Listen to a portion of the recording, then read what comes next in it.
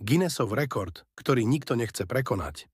V roku 2008 sa Američan Matthew McKnight stal držiteľom svetového rekordu bez toho, aby si to sám želal.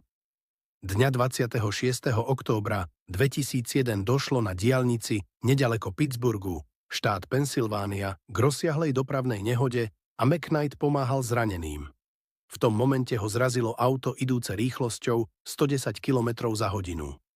Tento náraz odhodil jeho telo do vzdialenosti 36 metrov.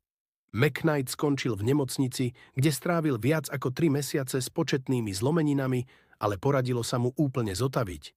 Žiadosť o zápis do Guinnessovej knihy rekordov podal jeho ošetrujúci lekár. V roku 2003 bol rekord oficiálne uznaný a v roku 2008 bol zapísaný do Guinnessovej knihy. Myslel som si, že to je len vtip. Doktor Brader bol vždy veľký vtipkár. Ale keď mi